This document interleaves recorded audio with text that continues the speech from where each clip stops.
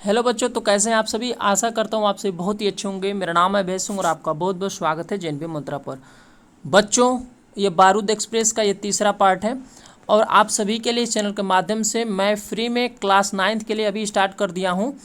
तो फटाफट जुड़ जाइए। यह तीसरा लेक्चर है बच्चों। और पहले मैं साइंस को ख़त्म करने वाला हूँ, इसके बाद मैथ, इसके बाद हिंदी, इंग्लिश, सभी आपके जो कंप्लीट चैप्टर वाइज कोर्स है ना, वो मैं पूरा कराने वाला हूँ इसी चैनल के माध्यम से। तो आप सभी के लिए 2025 वाला जो तैयारी है वो एकदम से अच्छा होने वाला है, बेहतरीन होने वाला है। तो चैनल को जरूर सब्सक्राइब कर लीजिए और वीडियो को जरूर लाइक कर दीजिए, शेयर कर दीजिए, ठीक है। तो चलिए आइए क्वेश्चन नंबर 1 से शुरू करते हैं बच्चों। यहाँ पर देखिए क्वेश्चन नंबर 1 दिया गया है, प्रकाश संश्लेषण द्वारा इनमें से कौन अपना भोजन बनाता है, ठीक है ना। तो यहाँ पे बताना है कि प्रकाश संश्लेषण की क्रिया जो होती है उसके द्वारा, यहाँ पर ऑप्शन में दिया गया है अलगी, वायरस, फंगी, प्रोटोजोआ, इन सभी को बताना है कि इनमें से कौन जो है अपना भोजन बनाता है।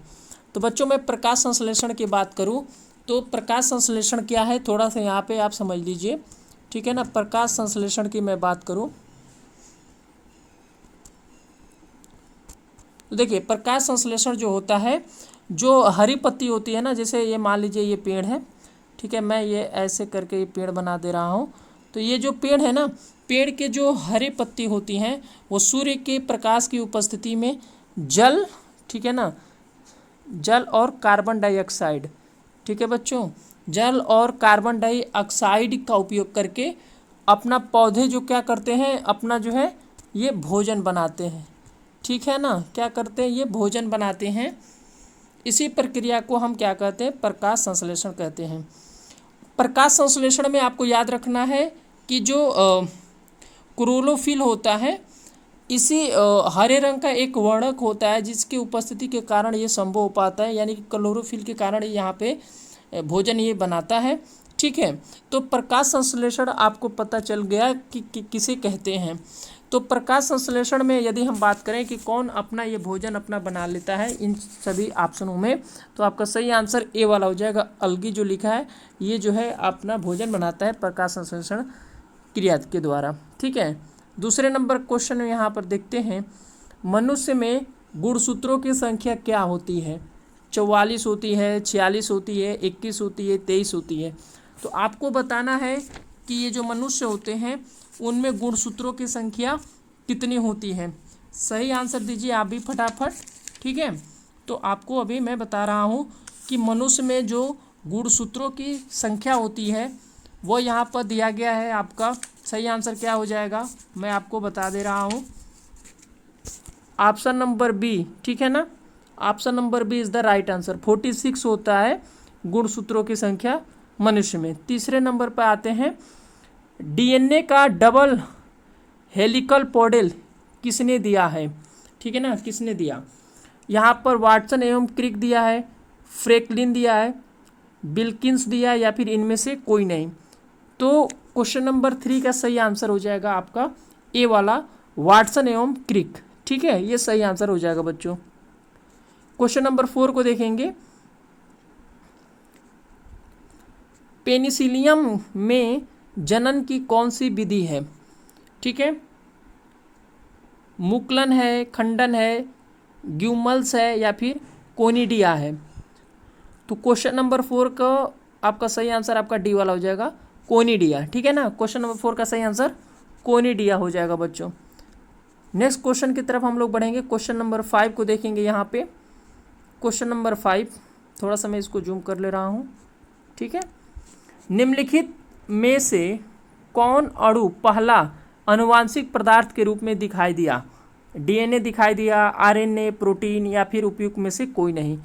तो यहाँ पर क्वेश्चन नंबर 5 का सही आंसर जो हो जाएगा बच्चों वह बी वाला हो जाएगा। 5 का बी वाला, आरएनए जो है ये आपका पहला आनुवांशिक पदार्थ के रूप में दिखाई दिया था, ठीक है। नेक्स्ट बढ़ेंगे, क्वेश्चन नंबर 6 को देखेंगे बच्चों। निम्नलिखित में से कौन सा रोग हड्डियों से संबंधित है। रिकेट्स, स्कर्बी, बेरीबेरी, या फिर एनीमिया।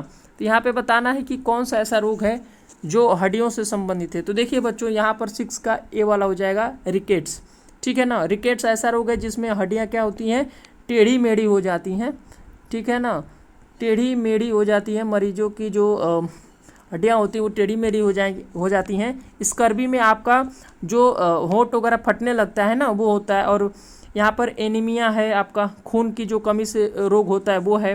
फिर इसके बाद ये बेरी, तो ये अलग रोग है, ठीक है ना। ये तीनों अलग हैं, लेकिन जो हम बात करें रिकेट्स की, तो यह जो है हड्डियों से संबंधित है। तो 6 का सही आंसर आपका ए वाला हो जाएगा। चलिए आगे बढ़ेंगे, हम लोग 7 पे जाएंगे बच्चों। क्वेश्चन नंबर 7 को देखेंगे।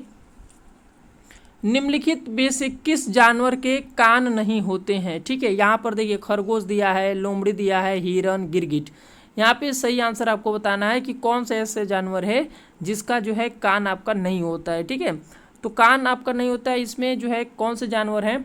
तो 7 वाले का सही आंसर डी वाला हो जाएगा, गिरगिट। तो गिरगिट का कान नहीं होता है। खरगोश का देखे ही होंगे कान होता है, लोमड़ी का देखे ही होंगे, हिरण का भी देखे होंगे आप, बट गिरगिट का कान नहीं होता है बच्चों। ठीक है, तो ये आप याद रखेंगे। चलिए क्वेश्चन नंबर 8 की तरफ हम लोग बढ़ेंगे। परागकण का निर्माण किस अंग में होता है? पराग तंतु में होता है, परागकोश, परागनली या फिर वर्तिका।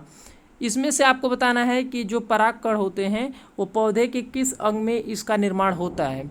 तो 8 का सही आंसर आपका हो जाएगा बच्चों बी हो जाएगा। ठीक है ना, परागकोश हो जाएगा। ठीक है, 8 का क्या हो जाएगा? परागकोश। परागकोश में ही आपका परागकण का निर्माण होता है। ठीक है बच्चों, परागकोश में ही परागकण का निर्माण होता है।